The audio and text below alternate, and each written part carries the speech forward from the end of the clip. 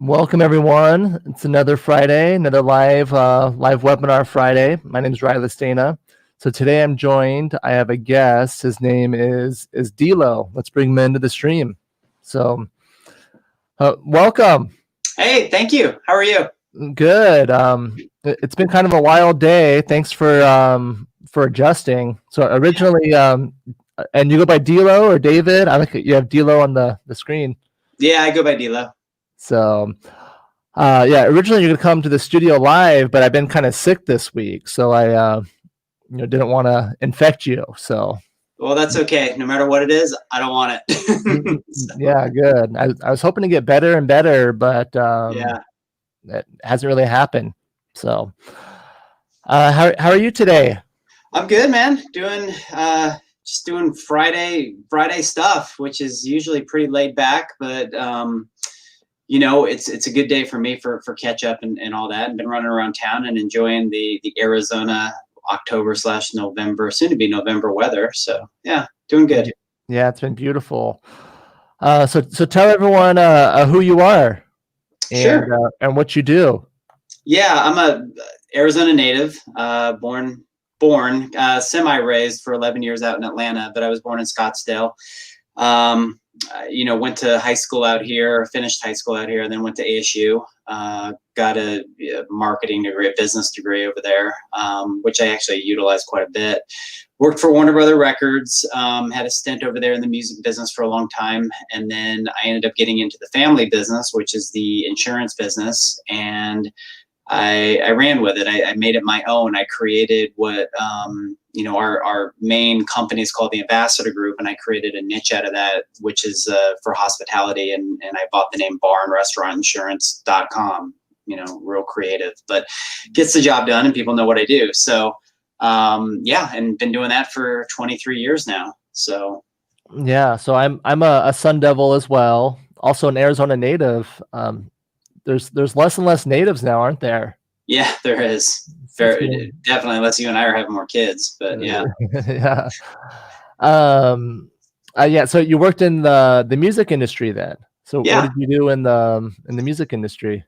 As a young age, so there were 3 records that I bought when I was young. One being Lionel Richie, Penny Lover. The other one, Michael Jackson, Thriller. And then the third one was 1984 by Van Halen. And 1984 was, just my favorite record off the hook. Played that thing in and out all the time. And being a child of the 80s, I was 10, 11 at the time. I would have posters of these guys with their long hair, all over my wall. And as a child, I think a lot of what gets lost in our older age is that childlike playfulness, that imagination, that ability to dream and understand that those dreams can become reality. And so that was the first aspect of my unintentional meditation practice, and that was basically one of those instances. Stupid phone. No, thank you for that. Anyways, we have the same ringer in our office. That's so funny. Anyway, so that was basically one of those instances where I'm looking at the wall. I'm looking at Eddie Van Halen and Van Halen, my favorite artist and all that.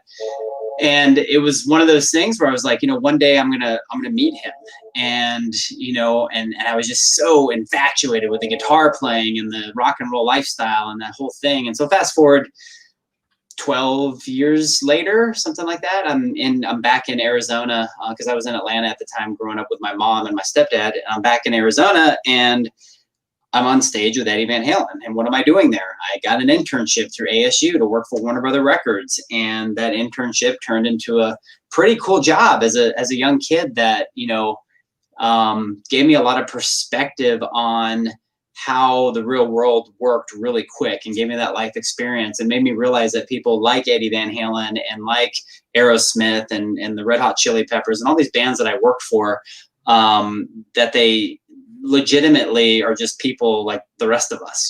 But I think the biggest takeaway from that is the fact that as I imagined and I moved forward with my dreams, I ended up accomplishing it. It's what came, out of 300 people sitting in business economics class and the teacher stating, hey, we have an internship with Warner Brothers. Why was I the one to get it? Well, because it was meant to be. It was something that I had always wanted. And so that was really cool. And it's a little bit bittersweet now that Eddie, passed away on October 6th.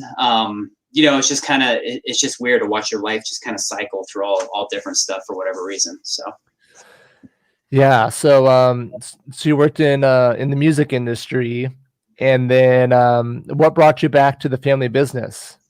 I've always, we're close knit Italian family, Delo stands for Delorenzo. I've always been close to my family, and I love my dad and my mom, and they're both still an integral part of me. I talk to them pretty much every day. My dad's been in insurance for 50 years. This year he will retire. Primarily what he did is he started out at Allstate, was their top producer for 13 years in the 70s, early 80s. And then in 89, for reasons of just, I don't even know how to say it, but let's just say it was time to move on, sort of thing, due to jealousy and just some other stuff, because he did produce so much. God forbid you do a company well. And so he moved on and started his own independent agency in 89, which is the agency that I now own and I purchased, from him about 13 years ago. So I got back into it, honestly, to be close to my family. When the internship was up, I had started basically a marketing company that was dedicated towards the record industry. But then iTunes came out and the record labels weren't spending the money. I just saw the writing on the wall, and even the big labels that wanted to hire me, they would literally trash your body, trash your psyche, trash everything, because they knew that they had this job that if you didn't know any better, you would think, oh my God, I get to rub elbows with these people. And at the end of the day, they're just people. It's not worth your health. It's not worth 80 hours a week to make, $70,000 in an expense account and travel too much. So I just didn't want to go that route. I'm more of a homebody. I'm more of a health and wellness person. And I wanted to stay here. So when I got into insurance, my first 3 years were, it was fine. But I was selling home and auto. I was selling insurance to junkyards. I was doing all sorts of shit that I just didn't want to do.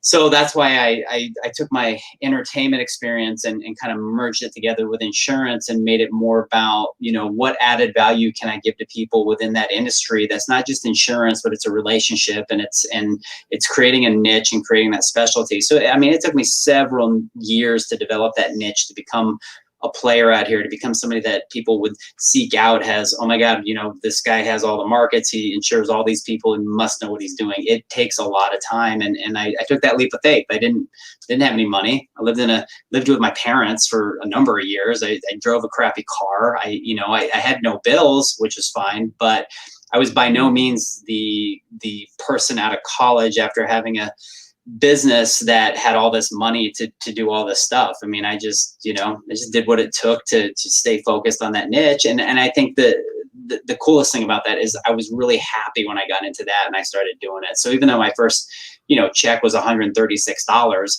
that eventually, grew up into me having a very large book of business, insuring 200 restaurants, having, all sorts of different other assets around that I've built up, and still I feel the same now than I did then. I'm just enjoying it. It's just, I reap the benefits. So.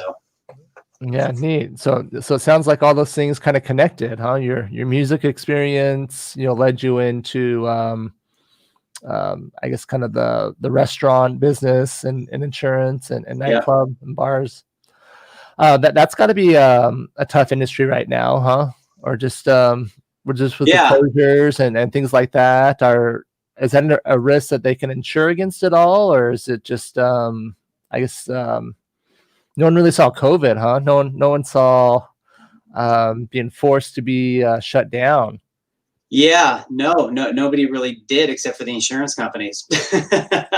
They saw it as something that was a possibility to happen, and they have clearly, unless you have a policy that doesn't, but I don't have any personally, but I know there are some carriers out there that have quote unquote all risk policies and don't necessarily have a lined out item that says exclusion for, bacterial or virus. It's a hot question. And look, I'm a hospitality person first before an insurance person. If there was a way for, any and everybody out there in that industry, which is building community, which is something that people love, could get money from something that they were actually paying into, I'm 100%, with them. I would love to see everybody just be okay and get paid out. The reality of it is, and I'm sure you can appreciate being on the law side, when you look at an insurance policy, all it is a contract. It's just a contract, and what the contract says and what the judges are looking at right now is pretty much upholding any and everywhere, based on those policies that do have that exclusions, unfortunately for those guys. But that is, after SARS came out, that's how they wrote them, because how do you insure for something that is just unforeseen? And how do you know that, COVID actually hit this place or didn't? And so there's a lot of questions. And so I completely sympathize with any and everybody that's lost their business due to this. And my whole argument, I think, to help everybody was, when 9/11 happened and we started terrorism insurance, which nobody's dipped into that pot since 9/11. It's just been a built up pot of money that they've reinvested and done that. Why aren't we using something like that to help these restaurants and kind of be a little bit more creative with it, and just instead of just saying, no, we're not going to cover it. So, well, more to come. This is, far by over, and we'll see what happens. So. Yeah. So, okay. So I guess, so how would you describe what you do? How would you describe what you do?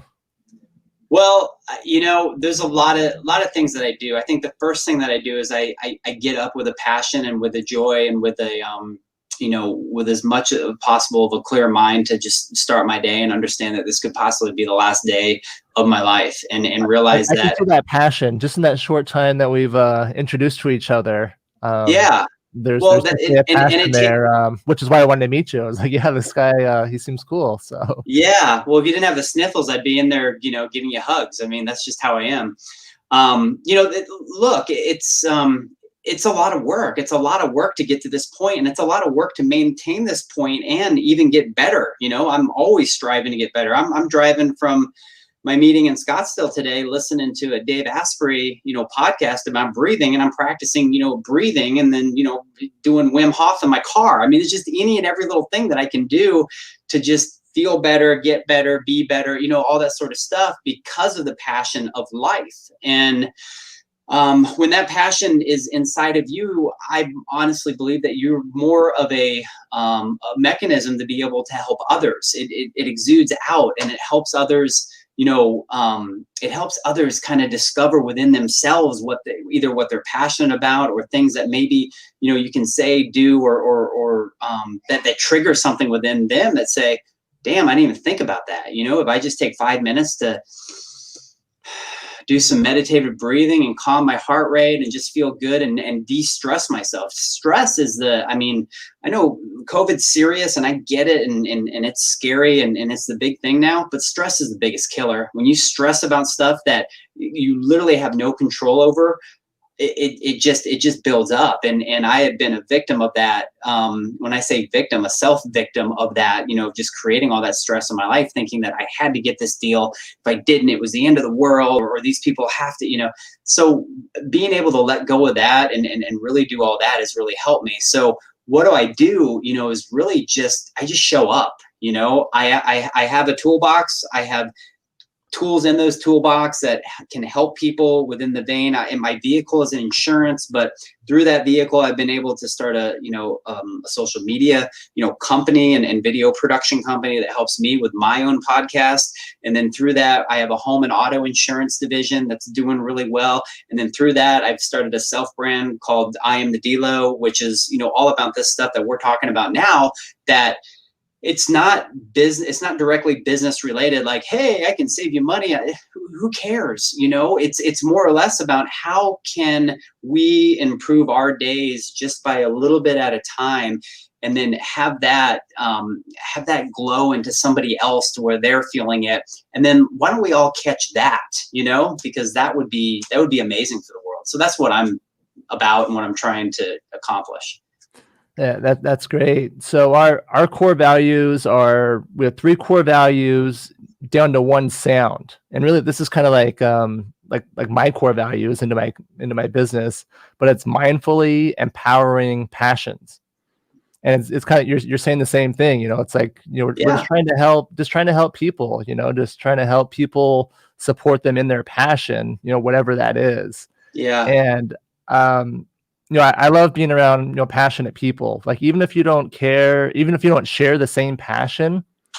I remember, it's like I kind of like geology, just because one of my teachers was so into it. It was like a Yeah. boring subject, but I remember my professor. She was like so into it. She's like, "This is the coolest thing! Oh my gosh, can you believe this and that?" Right. And you're like, it's a rock. Yeah, but like I caught her excitement for it. If it was just a rock and going through it, it would have been a really long and really boring. But with passion, um, things are more exciting, and just get down to that human level, like you said. And Yeah, and passion is contagious. I try to make a really constant note to make sure that the passion that I'm putting out there is the type that I want to be contagious. So while we live in a world of, there's quite a bit of chaos going on, and it doesn't matter, you're this side, that side, middle side, it doesn't matter. You see the chaos if you log onto your computer once a day, and that stuff can be quite, devastating to your psyche. I get it. There's people that are passionate on both sides of politics and this and that, and that's fine. But, for me, I like to, really spread the aspect of passion through things that I think can really help make the world, better in essence, and doesn't really need to have an opinion on one side of it, the other. Like, what does it hurt to make somebody's day, to say hello, to buy them coffee, whoever said no to that? yeah, those little things. Yeah.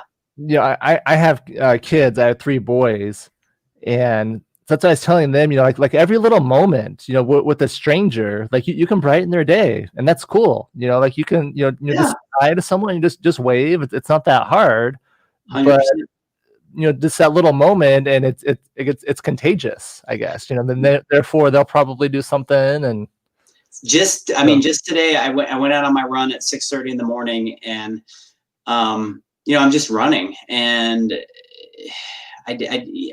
there's a lady that was in front of me, and she's kind of taking up the whole area, and it's only that wide, and I need to get through. So I'm like, I'm letting her know I'm coming through, and as I go through, she's like, have a nice day. And it was just like, wow, this lady's so happy to be out walking. She was grateful that I told her I was coming, and I told her the same, thing. And then we're almost having this, we are having this positive conversation with a stranger back and forth. And, I basically told her, that I loved her as I'm doing 7 30-minute miles. And that made me feel good, and I could tell it made her feel good. And here I am, at almost 1 o'clock, still talking about it, because it uplifted me. So it's just those little things, and it doesn't cost anything to be nice. It costs a lot to be a jerk. It really does. Yeah, and it's taxing on you is the thing. You know what I mean? Yeah. Like, it's like, even though, you're just carrying that energy. So Totally.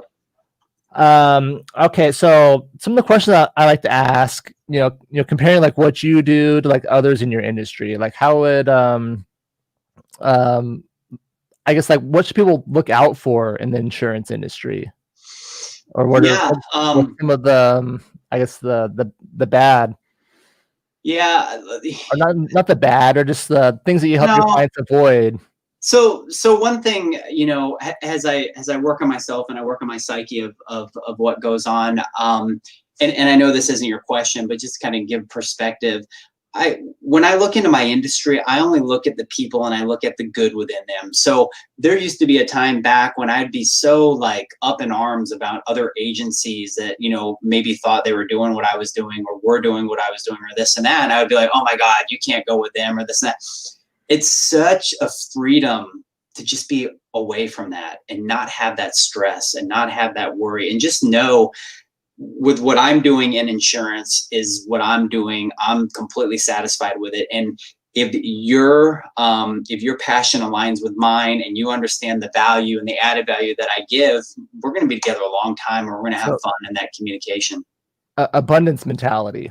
Where Yeah, there's for plenty sure. there. If I'm a good fit, great. If they're a Right. good fit, good. So Yeah. No, it's totally cool. So, I think the bad in our industry, or at least the maybe what the to watch out perception that for. the perception that it gets sometimes is that, at the end of the day, insurance companies never want to pay out. They're evil. They're this, they're that. And again, I'm not an insurance company. I'm a guy that is in between the insurance company and in between the client. And I'm just kind of that bridge. And I play a very valuable position of having a relationship with the company and having a relationship with the client. So I have to sell to the company and I have to sell to the client without selling, if that makes any sense. So, why is this a good risk for your company? And, why should we write this risk and this and that?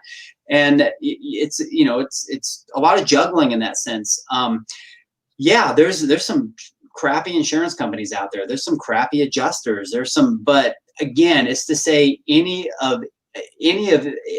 all of anything is bad. It's like, huh? It's like, it's just, so really, for me in our industry, no matter what you're looking for insurance for or how, is understanding that us on this side as brokers, we're working for you as a client, and we're trying to, my assumption is, if you're like me, you're trying to find the best fit for you, and you're looking out for the client as much as possible. The worry gets is when people go, and I just had a client the other day come in and bring me his policy from online. He just went on to a big conglomerate online. They get a 24, they get one of these clerks that rotates, and they have a question, they never get the same person. And then they end up buying coverage that is not even what they need. I mean, it's literally a liquor store, goes on, gets his own policy, but doesn't get any liquor liability. It doesn't know the wiser. It's not their fault. They're just trying to go on. And guess what? The price is probably more than them getting an actual person and being able to have the expertise and the other connections that I'm able to give over my years, So it's not just about selling insurance, but it's like, how can I help you with liquor training? How can I help you with your POS system? How can I help you with just other facets of your business? Because I've owned 13 restaurants as well. So I do understand the back end and the front end of the business. So there's a lot of value in that sense. But the point being, as an overall standpoint, no matter what, if you're going to buy something, try and buy it locally. Try to support somebody that owns their business. Yeah, maybe your paper is going to say Travelers or Hartford or Progressive or whatever. That's okay. But know that if you have that contact that's in between the big company, I just think you're going to be a lot better shape than trying to call it an 800 number, Yeah, I think there's a perception sometimes that it's going to be more expensive if you go to a person. Yeah. If you get on the computer, they'll skip the middleman, so to speak. And but that's it's definitely gonna be more expensive if you get sued and you don't have the coverage. yeah. Because So you think the online company is going to come have your back? Nope, they don't care. They wash their hands of it. yeah. Now, do you help people? So it sounds like you do mostly hospitality and restaurants and businesses. Do you help individuals as well? Mm-hmm. Yeah, we do. I'm a fan of umbrella policies. Like, so when I have estate planning clients that have rental real estate and things like that, I usually recommend that they put their rental properties into an LLC, limited liability company, to separate it. Yep. And a lot of times people ask me, they say, well, I have an umbrella policy. Is that good enough? And I say do both, the belt and suspenders, because the concern about just the umbrella is, if, whatever happens, whatever liability, that it might fall outside the coverage somehow. Right. Right. Umbrellas on the personal end of things are so dirt cheap for the amount of coverage that you can get. I mean, if it costs you an extra $300 a year to get an extra $1 million, maybe $2 million coverage for an extra $500 a year, it's just so worth it. Because in this day and age, with the amount of, let's just say you have, you're driving some people around in your car and you get hit by an uninsured motorist, okay? And they have zero coverage, and maybe you have some adequate limits, but you got 3 other people in the car that I got to go to the hospital. Guess what? You're not going to have enough uninsured and underinsured on your, to pay for all those hospital bills. I mean, there's just so much, everything is so much more expensive nowadays, and $1 million just does not get you that far. And I think for that peace of mind, I mean, any business owner that is out there absolutely should have a $1 million coverage, if not more. And everybody writes on umbrellas. It's easy to get. Yeah. So what is your favorite thing about what you do? The people that I get to work with. Yeah, I mean, day in and day out, whether it's, my staff. I've got people, a brother and sister that have been with me 20 plus years. My best friend, Dave, he's more the analytical guy. He's in the other office, and he's like, he reads policies, and, he's kind of more of the nerd aspect of what it is. I'm more of the, talking sort of person and connector and that sort of thing. So yeah, the people, but more importantly, the people that I get to go see on a daily basis, and we may have an hour together and we talk 10 minutes about insurance, and the rest is about life, because that's really what is most important at the end of the day. I mean, business will keep on going, and so will life, but it's so good to get to know people and what they're about, and know their kids, and know their struggles, and then then to listen. Obviously I'm talking a lot because I'm being interviewed, but I love to listen and take that in, and then figure out if there's other ways that I can help them. And people love that. And that excites me. That's a passion to me, is to be able to help. Yeah. So that probably, so you're in you owned 11 restaurants, you said? It's 13. Yeah. 13, I wow. mean, yeah, some I did work in, and some were just as an investor, but so you're still in that world now. Like, it allows you still to be in that world. I feel like probably like connecting with your clients allows you to, I don't know. Well, here's the thing. When I was single, it was cool to be in restaurants and to, be an owner and do all that stuff. And I had a different lifestyle than that picture behind there, my sexy hot wife, who I ended up marrying about 8 years ago, Kim. It was different. So now I'm just in a different perspective of just kind of building our place of, being able to hang out and do other stuff. But the investments I made in those restaurants really helped me with my business, because when you sit and, somebody calls you and they're like, "Hey, I'm Joe," and they don't know you from anybody. They're just maybe a referral over. They found you online, whatever. Probably, second or third sentence out of my mouth is, "Look, I've owned 13 restaurants." And then all of a sudden their guard is down. It's like, wait, they're one of me, they understand the industry.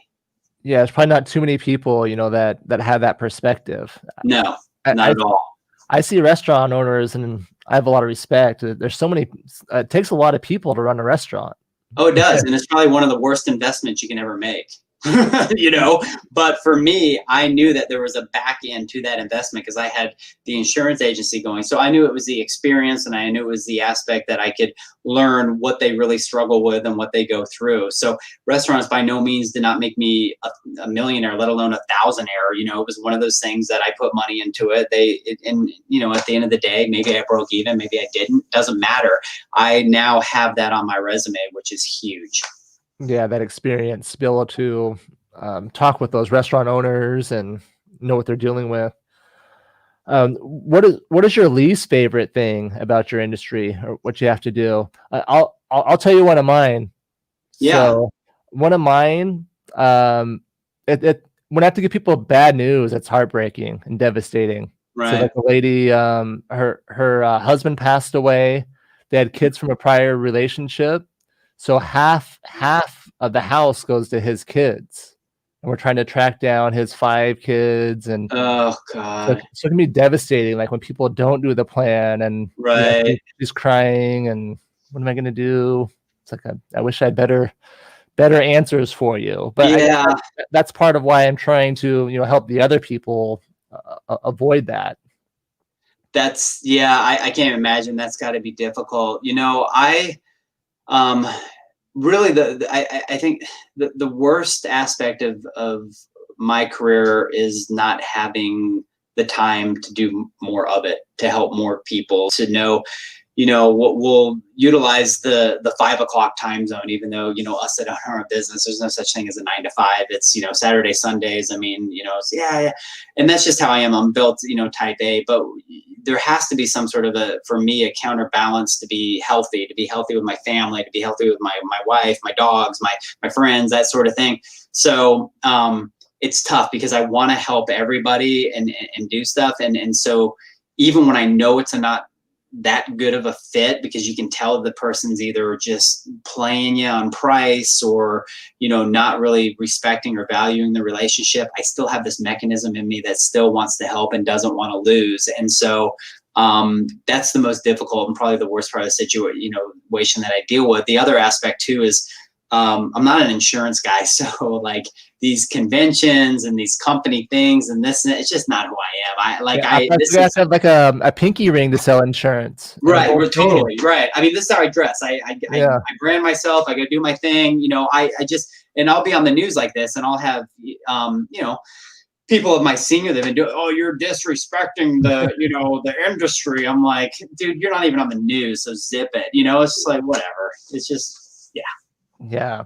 So, do you see your industry changing as technology evolves? And yeah.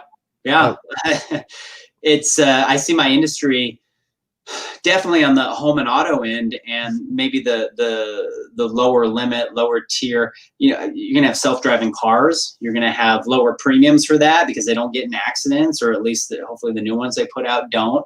I didn't think about that from the car insurance perspective, but car insurance is a big game changer. It's gonna take a big hit, and maybe that cycles down into liquor liability, because if you're in a self-driving car, there's not many drunk driving accidents, so therefore, why wouldn't liquor rates go down? Yeah, interesting. Yeah. Even with self-driving cars, insurance though is like the damage from other people, right? It doesn't matter if your car is self-driving. That's just maybe one.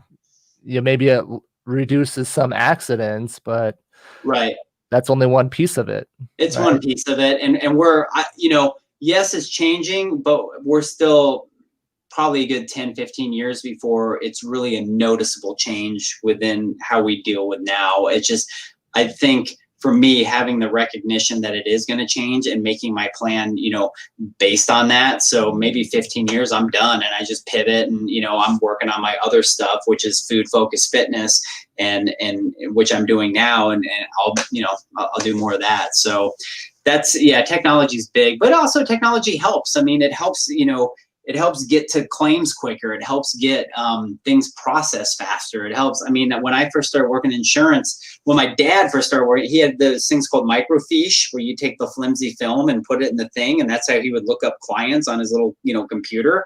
I had a fax machine when we first started. What's a fax machine? Now my son's like, a fax machine, So it's, I mean, it's just always evolving. Yeah, we still have some things that are required to fax. Like the IRS requires us to fax certain things sometimes. Like, really? Like a fax? Well, like, come on. IRS. Yeah. So, awesome. This has been great. So final question, and maybe you answered this yesterday. Did you do a Raphael's show, CEO Pulse? Yeah. I saw that picture yesterday. So I haven't watched it yet. Has it aired yet, or? I don't think it's aired because I subscribed to his podcast on the podcast app, but I don't know. Okay, I don't think it has either. I haven't seen it then. So, but this is a question I got from him, and I like asking. So maybe he asked you the other day. But if you ran into your 18-year-old self, the time machine question, we'll close out with that. What would you tell your 18-year-old self? Yesterday it was 17-year-old self. So this is different. This is 1 year later. This is a little bit different. Which actually, and I'm trying to remember the answer I gave him yesterday. But in reality, when I look at it, I think it's when you're at that point and you're at that age, it would be to go back and say, don't ever stop playing. And what I mean by that is, from the time that you're born until you're a kid. I mean, some my greatest memories, and I meditate on these, and I go back into that spectrum when I'm playing in the woods. I'm Han Solo. I'm, whatever it was. there was so much imagination and so much beauty that came with that. And I think you get to a certain aspect where, you know, you're 18, and then from then on, there's this quickness to become an adult and to do adult things and to strive to get the, you know, the next coolest car and all that sort of stuff. And you know, talking to myself, I would just be like, just relax. You know, the things that are meant to come to you will come to you by you just knowing that you're doing everything that you can, and don't let go of your inner child. You know, always be goofy and fun and playing. And people see me on Instagram, they see I do running videos with my hair sticking straight up, and, you know, talk about the fun stuff that we do. But I also talk about stuff that's deep, but I don't make it deep. I make it more just, you know, in a playful experience, and always positive. So, you know, that's the thing. I think people sometimes lose their childishness and their youth and all that, because they feel like they have to be in this serious, you know, box. And that's, you know, that sucks. Yeah. Kids got it figured out. Look at kids, you know, Oh, they know how to be happy. It's like yeah. I like the Pink Floyd song, you know, what is it? The Comfortably Numb, Yeah. you Yeah. know, where it describes that, you know, when I was a child, you know, I had this feeling. Yep. But yeah, Well, I think that's the key, like not to grow up, you know, to tune into that inner child, and you know, make sure you're true to that child, I would say. yeah, have that playfulness. And the other thing about kids is that they do have it dialed in, but they also have it dialed in that when something's affecting them, they tell you. Yeah. And that's another thing that we lose. We lose as we get older. We tend to bottle it up. We hide it. We entrap these emotions, and then we don't talk about what it is that's really bothering us. And then that just creates even, you know, it's kind of like the drug industry and being unhealthy, and that's a whole nother spectrum. But even with just the mental health of holding stuff in and not being true or honest to, you know, yourself or those around you that you're having issues with, that can be horrible for you. So. Yeah, that's great. So where can people find you, Dilo? How can they follow you? How can they get a hold of you? Yeah, so my Instagram handle is at I am the Delo, Delo. And, you know, that's my personal Instagram handle that I'm doing a lot of just, you know, let's just say development for food focused fitness for the busy, you know, man and woman, entrepreneur, you know, business person, that sort of stuff. So I have a new ebook coming out that'll be launched next month, and a new website. So that's all coming. And then, you know, my hospitality insurance agency is barandrestaurantinsurance.com. And then, you know, we have Ambassador Group, which is just our local insurance brokerage for anything home, auto, life, health, all that sort of stuff. So great. Well, thanks for coming by. Thanks for being able to adjust to our original plans too. Appreciate that. Thanks for having me. It was very cool. So it's great to meet you, and everyone reach out to Dilo. I'll be following on your Instagram. I'm gonna see some of those running videos and get some of those other tips. Perfect. Yeah. All right. Have a great day. You too. Feel better. All right. Thanks. Okay. Bye.